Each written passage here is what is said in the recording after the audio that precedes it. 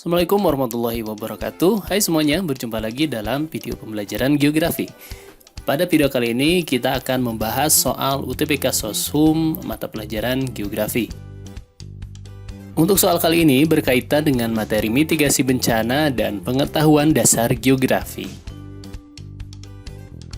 Mari kita lihat sama-sama soalnya.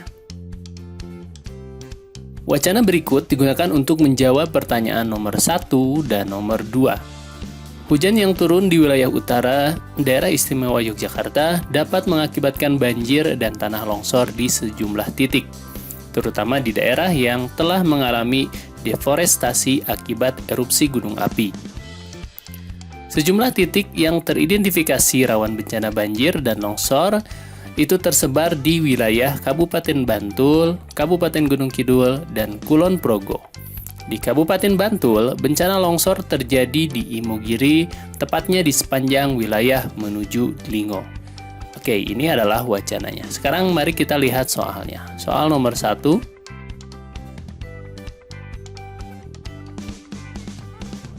Wilayah Keraton Yogyakarta tidak rawan akan terjadinya bencana banjir dan longsor karena A. Keruangan pusat kota, B. Daerah bencana, C. Berada di luar kawasan bencana, D. Memiliki tingkat curah hujan tinggi, atau E. Dataran rendah. Oke, mari kita lihat kembali wacana sebelumnya. Oke, pada wacana di sini kita tidak menemukan daerah Keraton Yogyakarta ya, karena yang disebutkan di sini hanya Kabupaten Bantul, Kabupaten Gunung Kidul, dan Kulon Progo. Ini menunjukkan bahwa Keraton Yogyakarta memang tidak masuk ke daerah yang rawan tersebut. Nah, kita lihat opsinya satu persatu. Yang A, Keruangan pusat kota. Keruangan pusat kota biasanya berkaitan dengan pola keruangan kota seperti konsentris, sektoral, dan inti ganda. Nah, hal ini tidak ada kaitannya dengan kerawanan terhadap bencana alam. Jadi bisa kita simpulkan yang A bukan jawaban yang tepat. Kemudian yang B, daerah bencana alam. Nah, bencana alam adalah bencana yang diakibatkan oleh peristiwa atau serangkaian peristiwa yang disebabkan oleh alam. Sedangkan daerah bencana alam berarti daerah yang mengalami kejadian bencana alam. Di sini disebutkan tidak rawan akan terjadinya bencana, berarti yang B juga bukan jawaban yang tepat. Kemudian yang C, berada di luar kawasan bencana. Berada di luar kawasan bencana artinya tidak termasuk ke dalam kawasan yang berpotensi mengalami kejadian bencana alam seperti banjir dan longsor. Ini artinya cocok dengan soal ya, di mana Keraton Yogyakarta tidak rawan akan terjadinya bencana banjir dan longsor. Jadi kemungkinan jawaban yang benar adalah yang C. Kita lihat lagi opsi yang lain, yang D, memiliki tingkat curah hujan tinggi. Curah hujan tinggi merupakan salah satu penyebab terjadinya bencana banjir yang berpengaruh secara langsung terhadap peningkatan debit dan volume air yang ada di daratan.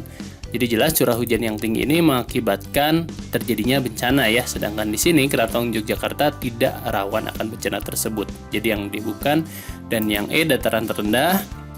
Nah, tinggi rendahnya daratan menjadi salah satu faktor penyebab terjadinya banjir ya. Daerah dataran rendah pada umumnya merupakan daerah yang rawan terjadinya banjir.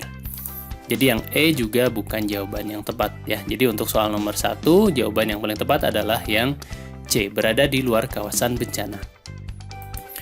Kita ke soal berikutnya, soal nomor 2.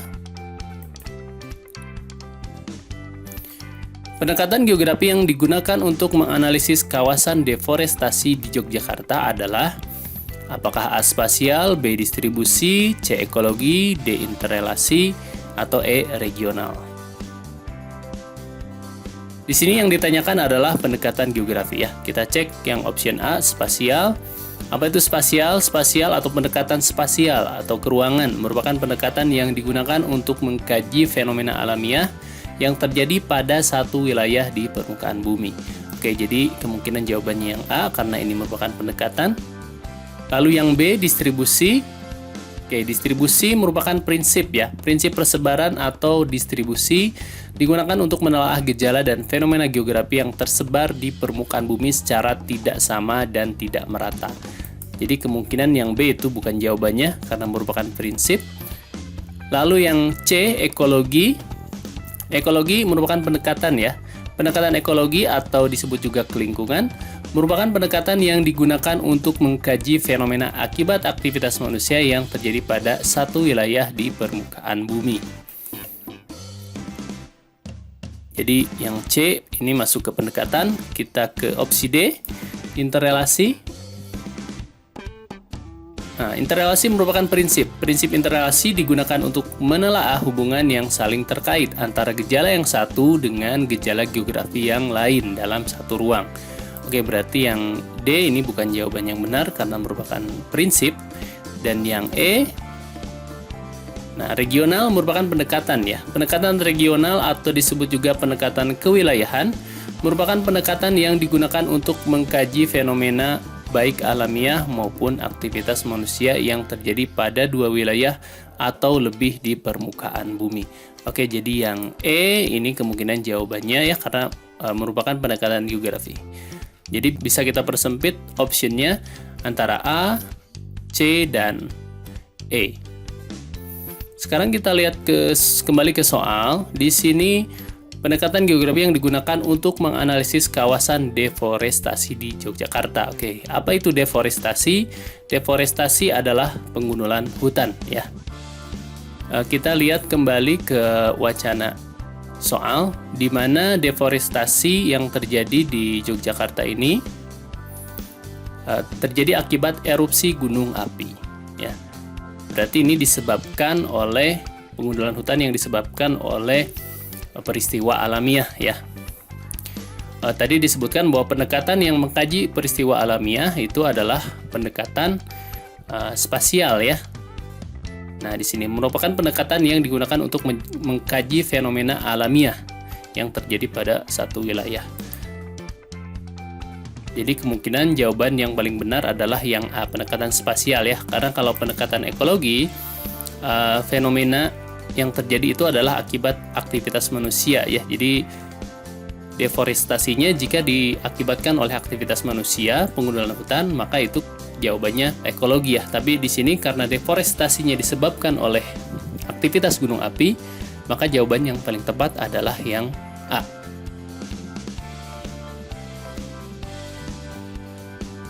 Oke, cukup sekian dulu untuk video pembelajaran kali ini. Terima kasih yang sudah menyimak. Sampai jumpa lagi di video pembelajaran berikutnya. Akhir kata, wassalamualaikum warahmatullahi wabarakatuh.